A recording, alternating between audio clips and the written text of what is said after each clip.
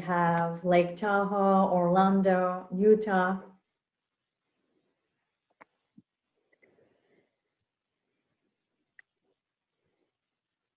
Kentucky also on the call.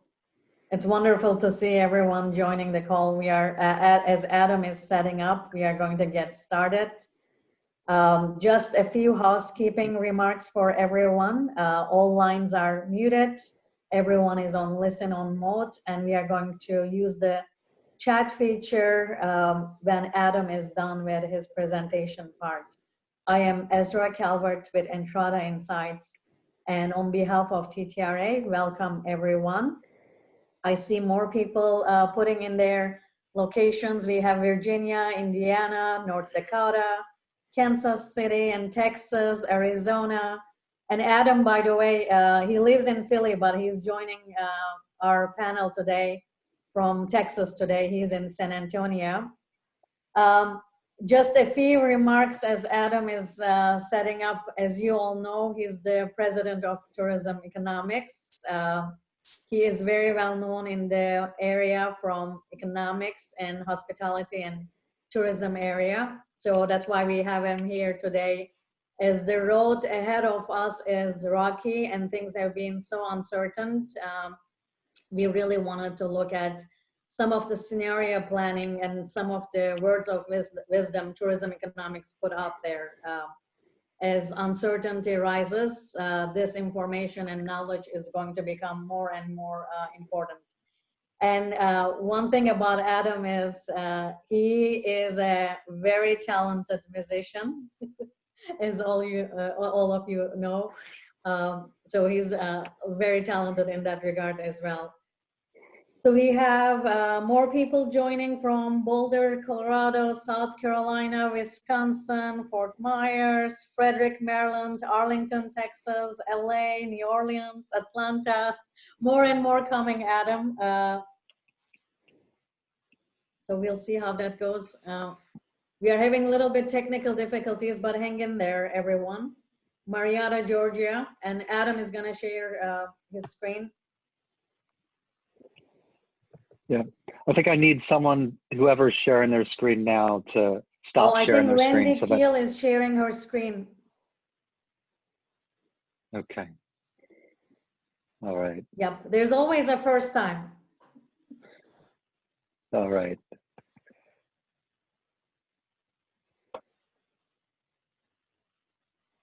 Wonderful, we got it. Well, thank you, Great. Adam, on behalf of TTRA. We are really looking forward to this. I know we are all positive about the long-term view of tourism and where we are headed from an economics perspective, but the short-term perspective is a little bit rocky and lots of shifting sands. So I hope you don't scare us. And we are looking forward to what you're gonna share with the TTRA committee here, TTRA community. Thank you, and the mic is yours. Well, thanks, Ezra, and everybody. It's good to be together. We'll take what we can get, right? And so we're together on this Zoom call, and they're almost starting to feel comfortable after a certain number, but certainly no replacement for actually being in the same place, meeting together. When I was asked if I would be willing to take this opportunity and spend this time together with you, I began to think of how could I make this as useful as possible, and so I'm taking a little bit of a different angle than I would ordinarily take in a presentation where you may have seen me speak at a conference.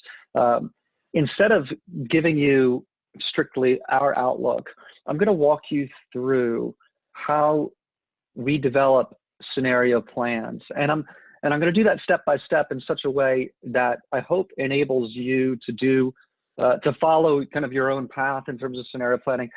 Given that this is a TTRA session, I thought it would be appropriate to try to make a contribution here to our collective understanding of this particular topic of doing scenario planning in a time when I would say it's more vital than ever. Let me jump in and just share with you a couple of thoughts on, just set the table before we jump into the topic at hand. And just to let you know, what I'm going to try to do is cover all of this in about 15 minutes, max 20, and then leave the rest of the time for conversation and discussion. Okay. Yeah, 2020, a year to forget for so many reasons. You know, if we were to give 2020 a rating, we'd give it 1 star. We would not recommend it. But nevertheless, this is what we're existing in. And these are data sets that we've prepared with the U.S. Travel Association. This is our forecast for the year in terms of tourism revenue. You can see that, you know, the worst of it is actually behind us. So that first chart, that is the main point. The worst of it is behind us in our view. That would be April and May, with declines in tourism spending across the U.S. averaging 85%. So perhaps cold comfort, but it only gets better from here. But while we might, from a tourism business perspective, be eager to forget 2020, it's going to be difficult to forget it because it's going to take about 3 years for the industry to be whole. The chart on the right is what percentage of 2019 tourism spending will happen in each of those years. And so once you get 2023, you're about whole. 2024, we're actually now at par. So when you start to measure losses, think about it in terms of this window of going through the better part of 2023. Actually, the second half of 2023 begins to look normal in our view. All right, so that's a bit of a tough spot to start in. But let me just say this, and I've thought quite a lot about this over the last few months, as we've all had plenty of time to think. I've been forecasting this stuff for about 25 years, which is hard for me to even get my head around, to be honest. But when I reflect back at different crises and calamities and disasters that have befallen the world and therefore the travel industry, I can easily remember news articles and various pundits basically predicting the demise of travel, and really, I think recklessly using the term new normal, because what that implies is that things will never be the same. And that was commonly said after 9/11. People would never fly in the same way that they flew. It was said during the Great Financial Crisis, people would never meet again to the degree that they met for a variety of reasons. And I've seen and observed it at different parts of the world, different points in time, consistently. And none of those predictions has aged well. As we get through time, in fact, travel is restored. We go from survival to recovery to flourishing. And so my main point in all of our client interactions is that, yes, this is going to take time, but the recovery itself is inevitable. The economic forces and the demographic forces and indeed the sociological forces behind travel are, they will prevail. And so it's a matter of getting through this. The other point that I think is really interesting is that while it's going to take 3 years, keep in mind that by the end of 2021, particularly the second half of 2021, things are going to feel, you know, by and large, they're going to feel a lot more like normal. Now, in current timekeeping, that feels so far away, but we're going to get there quicker perhaps than we think. Okay, so that's just a bit of an opening reflection. But let's talk about scenario planning. Why is it more vital than ever? I mean, in even normal times, you know, it's vital for decision making. But now, in particular, because there's so much volatility, so much uncertainty, the need for, whether you're a corporation or a DMO, to set partner and stakeholder expectations, to develop your own budgets. You know, I know the tough decisions that many of our clients are facing as far as cost cutting, but they don't want to overdo it, and they also need to know about timing in terms of being able to revamp. Establishing targets is part of that process. Advocacy it really ties in there, because whether you're advocating for special budgets or advocating even for the existence of a DMO in this time, being able to show with some credibility that this is what the recovery is going to look like. And in fact, a year from now, the majority of the travel market is going to be restored. Now, that last 20% is going to take a couple more years, but the majority of it's going to be restored in about a year. And being able to convey that is going to be a really important part of advocacy for the continued sustenance of a destination marketing organization. What else? I mean, timing, sales, and marketing. When do you go in, right? Where do you go in? All those questions. And then informing a broader recovery strategy as you think about the longer term. All of those things, scenario planning, ties in so directly. And I think that now more than ever, because of the degree of uncertainty, having a good sense of what the future looks like is more critical than it's been in a long time. All right, so I'm going to walk you through kind of these 4 steps together, and then we'll talk about it. Step number 1, you need to develop assumptions for key drivers of the outlook. What are you gonna? We're going to say, okay, this is what we think the most likely outcomes are in key categories. Second, absolutely, you need to segment your visitor markets based on both origin and purpose trip. Third, model the recovery of each one of those segments based on the assumptions that you've set in step 1. Okay, so step 3 is a product of steps 2 and step 1. And then fourth, on the basis of those recovery paths set for different visitor segments, you can then determine your strategies to actually accelerate the recovery. And that's what it's all about, right? We're not doing this for academic purposes. We're looking at ways, how can we use this intelligence to get things going more quickly? All right, so let's go through each of these 4 steps and do it as efficiently as I know how. All right, I would recommend putting your key assumptions into 3 categories: the pandemic, the policy, and the economy. The pandemic is, and here we just rely on the people that are smarter than us, right? In terms of what's the consensus view on the shape of the pandemic, cases, deaths, testings, development of therapeutics, vaccine, of course. What is the expectation in each of those categories? Secondly, what is the policy response, right? In terms of lockdowns, social distancing, capacity limits on events, border closures, right? So we need to set in our calendar. So think about each of these assumptions needs to be placed at a certain part in time, a certain place in time, right? And the third would be the economy. And I'd want to kind of categorize the economy differently than the first 2 categories, because the effects of the economic recession that we're now in are going to last longer, hopefully, than the effects of these first 2 categories of assumptions. The other point I would like to make is that it can be really useful in times of uncertainty to not only have a baseline outlook, but also an upside and downside because of the degrees of uncertainty that exist within each of these assumptions. So here in this, I'm actually going to share with you what our key assumptions are. You don't need to agree with these, but we try not to be too controversial in these. But in terms of the pandemic, it's that the virus remains a defining factor through the first quarter of 2021 in terms of the levels and the types of travel that happen. Flattening the curve, largely successful. The regional outbreaks and second waves do occur, and that has a major implication on the policy response. But in terms of the medical side, we're assuming progress on the development of therapeutic treatments, but that it's incremental. There's no game changer where immediate, complete, comprehensive treatment, and that a vaccine becomes available in early 2021. So that's a baseline outlook. Of course, things could be better than that or worse than that. Right? Secondly, policy. Easing of lockdown measures continues through the summer months. And here's a critical point of the way that we're viewing the world over the next 9 months, that renewed lockdowns in response to virus outbreaks, as they may happen, are going to be less severe, more localized, and shorter in comparison to those imposed in the spring.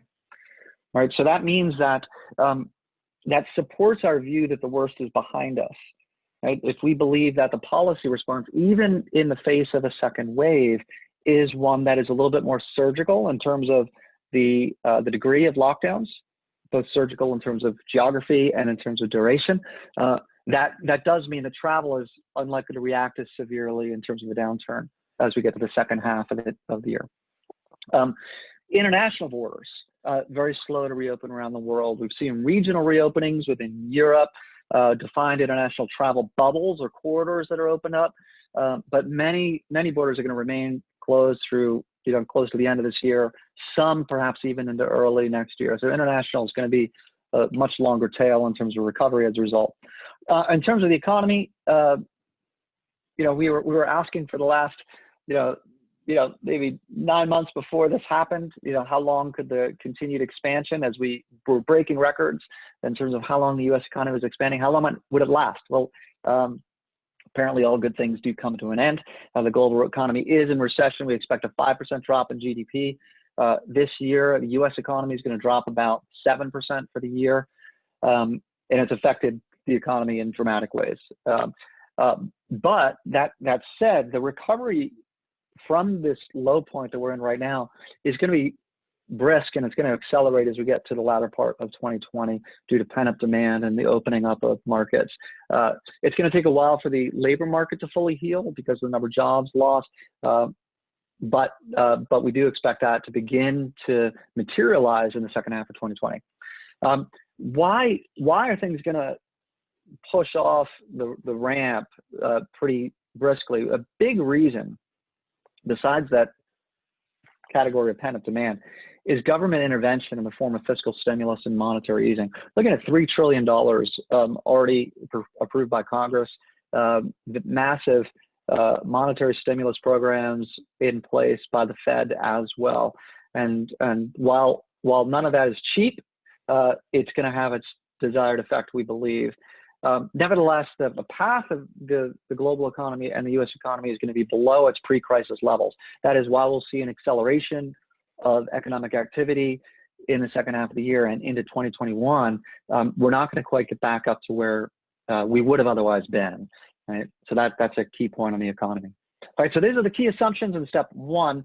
The other point I'd like to make is that the risks, when we think about our upside and our downside in these, they do tend to skew to the downside. And so for global GDP, you can see the blue line, our current baseline forecast, as it remains below the path of the pre-crisis forecast. The difference across our upside and our downside is about 9% in GDP once you get up to those outer years in 2024.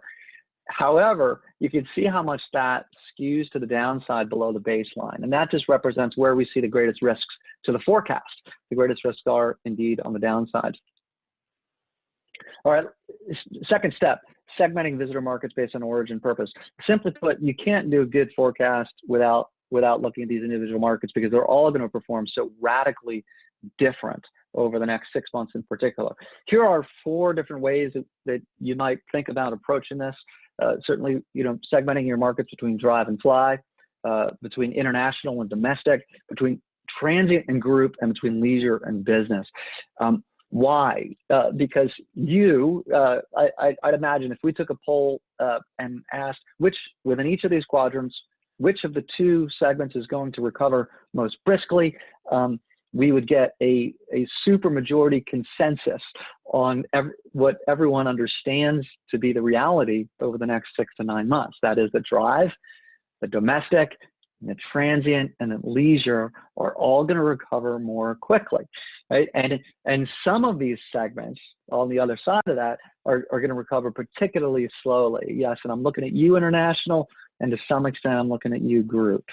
All right, so let's get into this. On the international side, this is the forecast we've just completed. I believe it's going live today through U.S. Travel Association on international. This is in terms of visits, looking at about a 65% drop in visits and a 75% drop in international visitor spending to the U.S. this year. Yes, it could be a little worse than that, but I think that's a reasonable baseline. The key observation as we've modeled this out is that once you get to 2023, we're still not back up to 2019 levels in visits, where we're off about 6-7%, and in terms of spending, we're off between 15 and 17%. So this is going to take a while for international to fully come back. Here is a timeline that you could consider as a way to think about how these segments will come back over the next couple of years. This year, it is the green shoots of domestic leisure drive, domestic leisure fly happening as we speak. We're seeing it in the weekly data that we're tracking by state for the release that we do each week with the U.S. Travel Association. As Ezra mentioned, I'm calling in today from San Antonio on a family trip here from home of Philadelphia. So I can vouch for the fact that it is indeed happening, and my plane was indeed full, so much to my chagrin. All right, so there it is. That's what we're experiencing right now. All right, secondary phase of recovery. It's going to start in the fall, and that's where we're going to see essential meetings begin to come in place, that essential business travel, small and medium-sized events. We're all hoping for an in-person marketing outlook forum in Bethesda. Let's do this. And then regional international. And that's when I say regional international, I mean, say, U.S.-Canadian border travel, U.S.-Mexico border travel, within Europe, and these sorts of things, certain Asian regional travel, of course, as well. All right, the final phase in terms of when we begin to see segments materialize would be in 2021. Right, and that's where we begin to see large events begin to happen again, and then long-haul international begin to come back in a way that is material. But keep in mind that just because these different segments begin to recover doesn't mean that they're fully recovered, and that's where we get to that conclusion that overall for the U.S. travel economy, and this is true for most of the places around the world that we're looking at the data, is a multi-year effort, likely 2023, before we see the whole market kind of back. The reason I say 2023 for the U.S., even though international is going to be closer to 2025, is because domestic is going to fill in the gaps, and we'll talk about that in just a bit. Okay, a little teaser for another slide. All right, here is how different things can look for different cities right now, and I don't know that I can recall a time where we're going to see performance over the next 6 months diverge as much as we're going to see it across different parts of the country. Certain parts of the country, as we get to the second half of the year, are actually going to do pretty well, and certain parts are going to continue to struggle in a significant way. And a lot of it has to do with where do you fall on this matrix. There are other ways you could look at it, but here's one snapshot, right? And what I've done is I've put these cities on the two axes. The left side is the share of room demand that's generated by domestic markets, and on the bottom axis is the share of room demand that's transient, the other part being group. Ideally, where do you want to be? You want to be in the upper right-hand quadrant, where you're primarily exposed to domestic visitors and transient, that is not as exposed to group. And where you probably want to be the least is in that lower left-hand quadrant as far as your exposure. Now, this isn't static, right? And so the name of the game for all of our clients and all of you on this call, to some extent, is how can you push up into that upper right-hand quadrant? Right? How can you increase your exposure to domestic and leisure, transient markets, and fill in for the losses that you're experiencing in terms of international and group? All right. I'm happy to go back to this for conversation in just a little bit. All right, so I mentioned a few minutes ago what we see as the potential for domestic to fill in international. And we've done this for every country around the world, so I'm happy to share that data with you if you want to connect with me later. But given who I expected to be on the call today, I pulled this out for the U.S. For anyone who's on the call from Canada, I have this done for Canada as well. It's even more pronounced of an opportunity for Canada, as you might expect. What is the point here?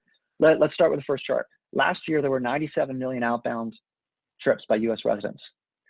There were 79 million international inbound trips to the U.S.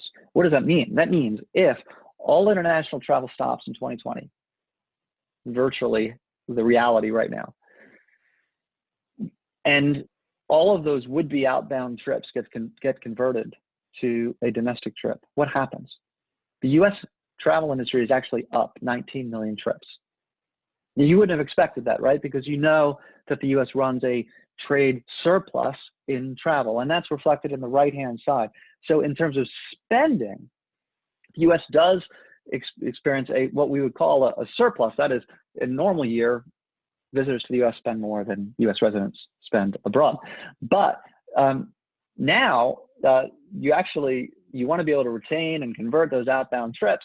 And it's pretty close. It's actually about a 10% delta, that $15 billion that you see on the far right, which means, again, that if you convert all of those would-be outbound U.S. resident trips into domestic, you've almost fully compensated for the loss in international inbound, right? So that represents a massive opportunity and a strategic imperative for every single one of our clients, no matter where you are in the world, virtually, all right? With some exceptions that come to mind. All right, so we've done the segmentation. Third is the model recovery path of each visitor segment. This is perhaps the most tricky part because it does rely on some modeling and some assumptions about how long is it going to take and when will each of these markets recover over time.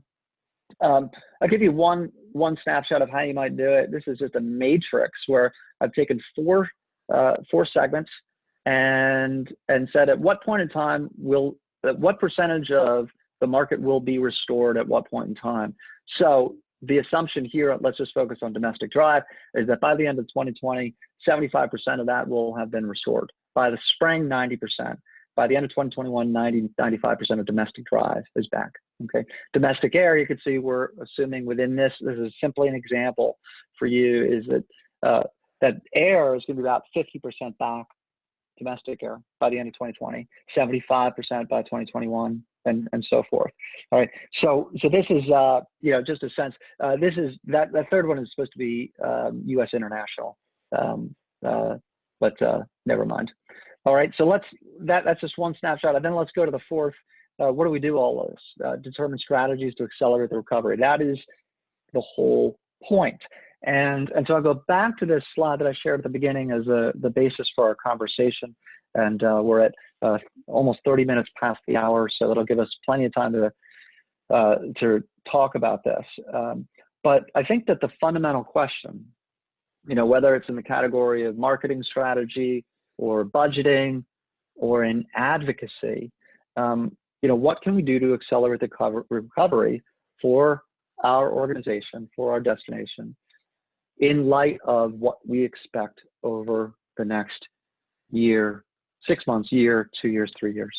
All right, so with that, I'm gonna, I think I'll stop sharing my screen just for a minute, and I'll go back to it if we want to look at anything together, so that I can see people. There we go. And with that, Ezra, how do you usually do these? Does somebody moderate this?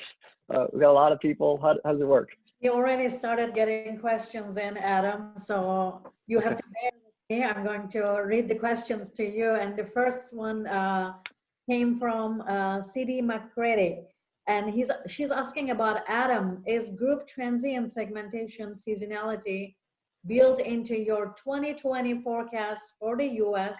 and the top 25 markets? Yeah. It is, and seasonality. I'm glad that you asked that question, because seasonality is such an important part of the kind of the scenario planning process. Because for a number of you, right, the spring that was hit so hard is not your peak season, right? And so so as you look at, different segments and where they concentrate in the year, that can really affect what the overall annual results look like.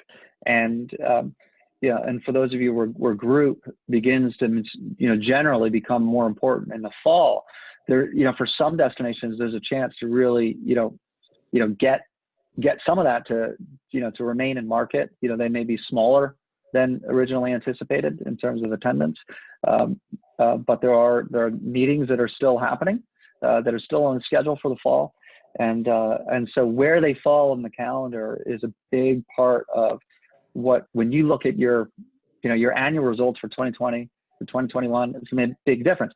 So, think about the leisure side, whereas this summer is not going to be great for most of us on the call. Next summer actually holds potential to be very, very good, particularly if you've got people that are absolutely, ready to get out there and travel, who may have held back due to risk aversion in 2020. Yeah, and Adam, thank you for that, because seasonality indeed has a tremendous impact for certain destinations, and for those that are not heavy in spring, the impact wasn't that heavy. So thank you for clearing that. Rebecca mentioned here, Rebecca Godfrey, she wants to see your outlook for Canada. Where is that data is going to be available, or do you even have it handy? And what are you seeing from Canada's performance? Because you mentioned that it's going to be more even pronounced, that impact. Yeah.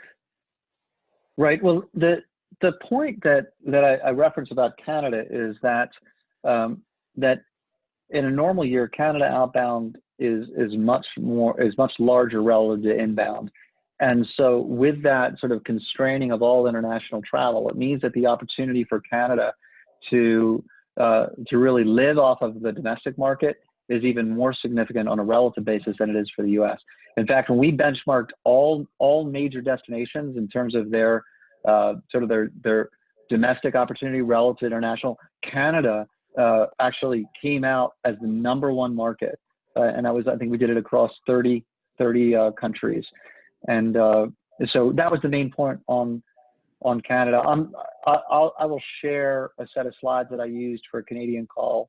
Who was that with, Ezra? I'm looking at the. It was from Rebecca Godfrey. Okay, Rebecca, great. I'll make that available. Thanks. Yeah, sure thing. Hi, Rebecca. Good to see you. Hi. That would be great. I'm in Toronto. I work for CBRE Tourism and Leisure. It would be really interesting to see your outlook if that's available. Thank you. Yeah, you got it. What about China, Adam? What are you seeing from that inbound travel that's not going to take place in China? Yeah, so you're talking about Ezra, China outbound? Yeah. Yeah.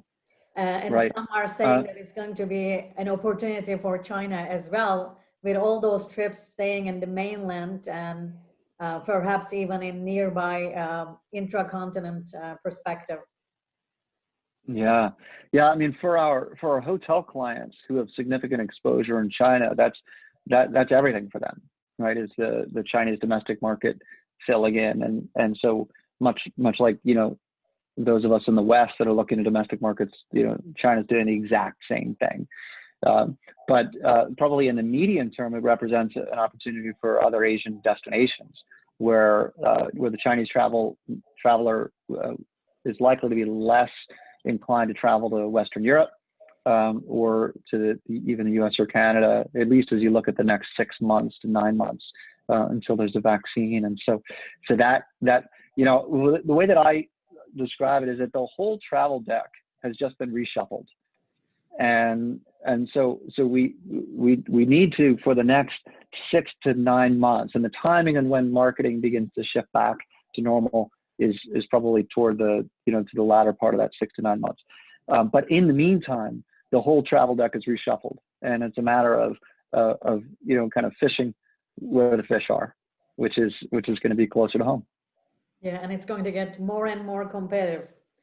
So the next question is from Nandi, and this goes back to an article that she just referenced here, going back to the Fed, Powell warning everyone about that significant uncertainty, especially with small businesses being at risk. So I'm going to read you Nandi's question.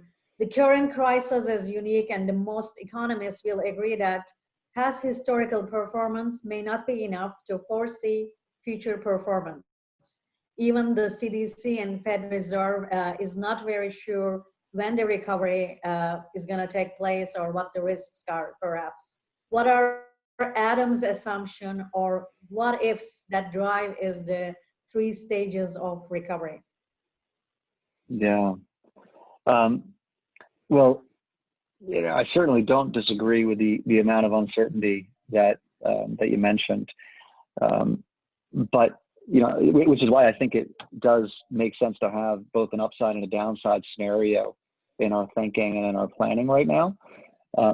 That said, I do think that the evidence supports the thesis of a recovery that begins to accelerate in the second half of the year. So even in the face of the virus continuing to be active over the rest of the year and into early next year, given the amount of stimulus and given the unlikelihood of lockdowns being as severe in response to the virus in the future, I think that the odds are that we do continue to recover. I think most of the uncertainty is in regards to how long does it take for the economy to recover. But as you saw, in our downside scenario, it does skew to the lower part of that baseline. So when I think about, with any forecast we do, the question we ask ourselves is, what are the risks to the forecast? And so there are two kinds of risks. There are good ones and there are bad ones, right, when you think about forecasting. And a good risk would be that there's the medical breakthrough, the virus isn't as bad, people respond, in terms of spending and hiring in ways that are better than we expect. All those things are possible, right? Then all the bad things that could happen that are worse that I won't list, right? And so we recognize those risks being on both sides of the forecast, and I think we also recognize that they do weight to the downside, right? So if things are better than what we think, they'll be a little better. If they're worse than we think, they could be a good bit worse, and we recognize that. That said, the assumptions that I laid out in those three categories, pandemic, policy, and the economy, we do think are the most likely outcomes in those categories. And if that is how things materialize, we think the economic outlook is a pretty reasonable one. Yeah, and forecasting becomes an interesting phenomena in this kind of an environment. I've never seen data change so fast. I mean, it's almost like we need uber fast data at every second. Things are changing on a daily basis. So I love seeing these forecast numbers. So it's super phenomenal. And really, thank you for updating that on a regular basis, because it's become an art, forecasting. So yes, it has. So next question is from John Knox, and he's asking about forecast implications for long-haul air travel. So forecast implications for U.S. islands wholly dependent on long-haul air travel. So what do you see on the horizon for some of those coastal island destinations that are dependent, some on air travel and some on international travel, specifically being the Caribbean, for instance? Yeah, I'm really worried about the Caribbean, I'll be honest. In fact, I mentioned I'm down here in San Antonio. A family member asked me yesterday, who are you most concerned about in the travel industry? And I said, it's all my clients and the people that I know in the Caribbean. You've got entire economies built around the travel industry, and governments that are ill prepared in terms of providing social services in many cases, and so the ability of businesses to survive through a true a complete drought in travel is a major concern for me. We're looking at I don't think we see anything that becomes business sustaining levels of demand for the Caribbean in 2020.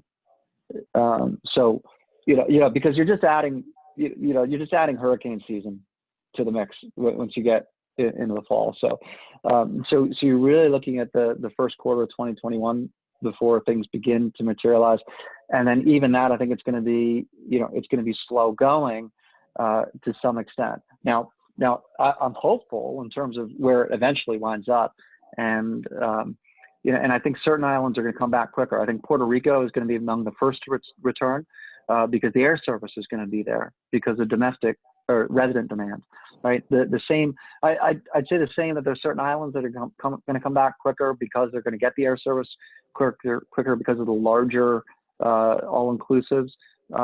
So I think the likes of the the DR and Jamaica are going to be among the first to come back, parts of the Bahamas.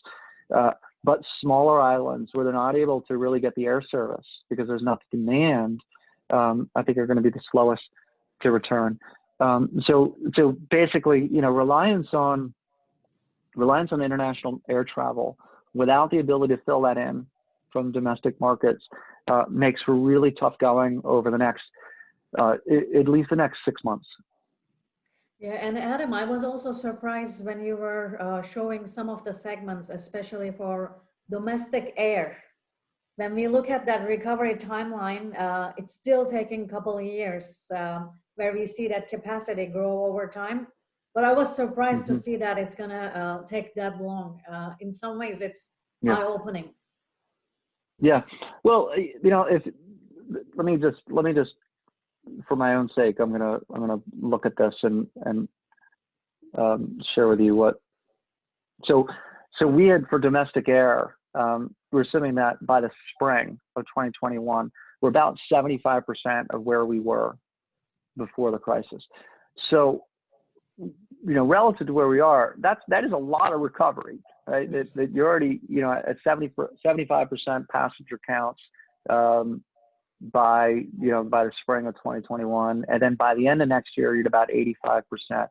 So those are levels at which airlines can turn profits, at reduced scale, and levels at which destinations can begin to turn to domestic air markets. So when I think about timing on strategy, that means that whereas right now, we should probably be exclusively focused on drive markets. Once we get to the early part of 2021, we pivot to the domestic fly market because it's going to be largely back by the middle of the year. Yeah, time and patience is our companions right now. They're our companions. Next question is about the inbound outlook from PDAS. All these names are throwing me off, so bear with me as I'm pronouncing them incorrectly. The inbound outlook, does this take into account the massive job losses that we have seen in the economy? I mean, even now, unemployment rate, 13.3, still better than expectations, but it's still a very, very high number. What do you have in terms of those job losses and what it takes into account from inbound outlook perspective? Right. So, a way I could answer that question is another way to ask the question is, well, why at the end of 2021 are we not whole, right? We assume that to some extent by then the virus is under control. We don't like to think about that as our baseline, that remains a major factor in the second half of next year. So what is, right? Why are we not whole? And it's because of that. It's because the economy is not whole. And to put this I think explain it by comparison, after the great financial crisis, 2008, it took just under 2 years for hotel room demand in the U.S. to get back to its prior levels of room demand. So that economic recession required about 2 years for travel activity on a volume basis to get back to where it was. In terms of, if you look at ADR, it took hotel rates 3 years to get fully restored. So that's why I think getting your assumptions in place in the economics category is so critical, because if it were only the effects of the pandemic, we'd be out of this in our baseline forecast by the second half of next year. But the residual effects of the economic downturn are going to be with us, and it's why it's going to take us till the end of 2023 for everything to fully come back, and particularly international inbound. Why we think it's going to take till 2025 to fully come back for the U.S. is because international markets are going to be slower to rebound because those are higher ticket items, and so the first markets to come back are going to be the shorter haul trips and the domestic trips, and so that longer haul market is what's going to take several years longer those other markets. Well, thank you, Adam. Next question comes from Lauren Schlau from California. To what extent have you factored day versus overnight demand in terms of domestic travel versus international? That is what will accept more day trips from domestic where international stay overnight. How do you account for that? Mm-hmm. Right. Well, I think, I mean, the question, itself, points out the reality that day trips are, they're likely to come back quicker, but they're less lucrative, right? So we do two separate forecasts. One we do for STR we're now updating these every month, which is, an increase in frequency from quarterly. And that's focusing on, key hotel metrics. You can find that forecast, by the way. It's published by STR. But on room demand, rate, occupancy, supply, and revenue demand. And that forecast is showing a slower recovery overall than our total travel, because when we segment out things like VFR and day, those are generally quicker to come back. The exposure in international and the exposure in groups is connected, of course, to the hotel market, which is why it lags those other markets. Thank you, Adam. Our next question is from Connor, and it's a rather technical question. Do you consider scenario planning and forecasting to be the same thing? So if you could give us a little bit background for our audience. Yeah. So I appreciate that question, because I didn't explain that in the beginning. There's overlap. So think about a nice little Venn diagram. But I think of forecasting as a more static exercise, right? Static in that it's just one outlook. So we've created a forecast, we mint it and deliver it. Whereas scenario planning has bounds to it, right? What is the upside and the downside? And implicitly, at least in the way that we relate to scenario planning, connects to strategic planning, right? It's in the word, right? Planning. And so scenario planning it kind of connects the dots between the outlook and the upside and the downside to what should we then do? Right? What are the implications for, how we run our organization in terms of staffing and infrastructure and programs and campaigns, marketing strategy, all of these, really critical decisions that all of us are facing right now. And it feels like the norm that we have to walk through right now, because not only from regulated environment, but just healthcare itself, like there's so much uncertainty. Yeah. So I love that perspective, how you put it together. It makes planning so much more simpler. Yeah, and I'll share with y'all, because we're just friends here. I've done this for our own company, right? So I did the first one in February when this all began to develop, and I developed a worst case scenario, and I don't think I enjoyed that process at all, but it was helpful because it gave me a sense of, okay, in a worst case scenario for our company, what are the decisions I would need to make. And fortunately, that has not materialized. But I've also since had to adjust our baseline because I'm getting new data each week, each month, and then therefore adjusting plans and how we relate in different areas of our business. So I'm living this, as well as partnering with many of our clients to do the same. Our next question is from Ashley. Curious if your model takes into account the recent civil unrest. Yeah. And I think she's in Minneapolis. Yeah. Oh, yeah. And she just said, we have obviously been in the spotlight a lot, and now with the discussions of defunding our police, it's impacting both our leisure and groups. Obviously, it is really leaking into the tourism environment as well, the political situation. It's bleeding in. Yeah.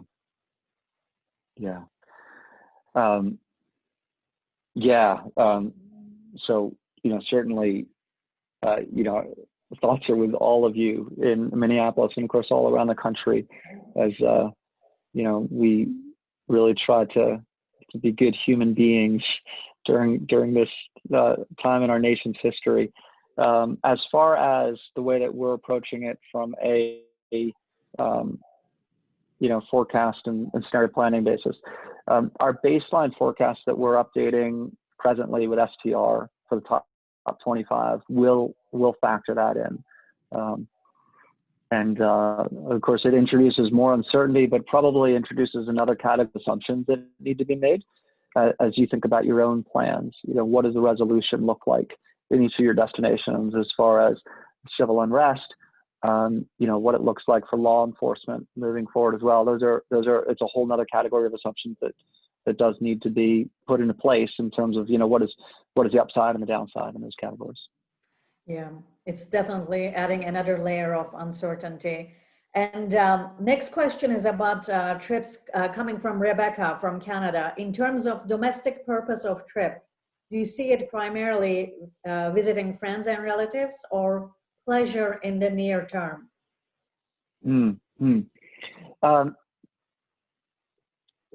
It's both, and this is one of the things that I think why some destinations are going to do so much better over the next 6 months than others. I've talked to some clients who are anticipating a really good second half of the year because they're just so well positioned as a leisure destination in proximity to drive markets, and also offering an experience or a product that allows for physical distancing. Right? And so if you put those three things together for a destination, right? I mean, they're now, if any of you saw Forrest Gump, remember the scene where he's got the shrimp business, the shrimp boating business, right? And he's doing terrible until the big storm comes and every other boat is wiped out except for his, right? And he's got his business, Bubble Gump Shrimp, which is the only boat left, and it's doing better than ever, making money hand over fist. There are some destinations who are going to be Bubble Gump Shrimp because they have these three characteristics, right? They are in proximity to drive, they're leisure destinations, they're proximity to drive markets, large drive markets, and they offer an experience that allows for physical distancing. If those three things exist for a destination, they're going to do incredibly well because where else are people going to go, right? If you're out, within a drive market of Los Angeles, right, and you can offer, a great leisure experience with physical distancing, like where else is Wendy going to go, right? She's not going to take her trip to Philadelphia this year, are you, Wendy? No. So anyway, this is a little bit of, yeah, right. So yeah. So I think there's going to be by the same token that the travel deck is getting shuffled over the next 6 months. Certain destinations are going to perform quite well, while others, of course, struggle significantly as we get through this. And we cannot stop living. Those sociocultural factors definitely are going to be forces that are driving the tourism forward over time. Ali had a question about your slide, the U.S. inbound and outbound trips slides, and we are going to have the slides available to everyone. Is there anything that you can add about that slide, Adam, for the inbound and outbound trips? Yeah, I mean, the one of the things that you, if you were paying attention, you might have noticed is there's an obvious implication that inbound travelers to the U.S. spend more per trip than outbound U.S. residents spend on an outbound basis, which is why on a trip basis, the opportunity is positive to convert the would-be outbound and domestic. And on a spend basis, it's slightly negative. Nevertheless, it still represents, probably the one opportunity for destinations who otherwise would be reliant on international travelers to fill in that gap over the next 6 to 9 months. Perfect. And Wendy has a long-term question with a little bit politics fielded into it. Ugh. Do you think your long-term travel forecast will change much depending on the outcome of the presidential election? Everyone is talking about Yeah. elections now. Yeah. Wendy, thank you so much for that not challenging question. Long-term travel forecast. We were, I'll tell you, we were among those in 2016 who were vocally concerned about President Trump's rhetoric and America First policy that would create antipathy toward the U.S. and limit travel to the U.S. And because we've seen that historically, that was a concern that we shared with our clients and with the media as well. I think that has been borne out. If you look at performance over the last 3 years, international travel to the U.S. has slowed down considerably. That said, it hasn't gone in reverse in a significant way. In fact, overseas and Canadian and Mexico travel have held up reasonably well. So I would probably say, since I'm just feeling like I should just shoot straight with everybody, I'm on vacation anyway, so you can't hold me to it, is that that Trump, if he is reelected, will continue to be a headwind for international travel to the U.S. I think the rhetoric, the divisiveness that seems to typify his leadership style and policies has had an effect and will continue to have an effect, regardless of how you feel about any of those policies in their own right. And so a change in leadership would likely be a net positive for international inbound to the U.S.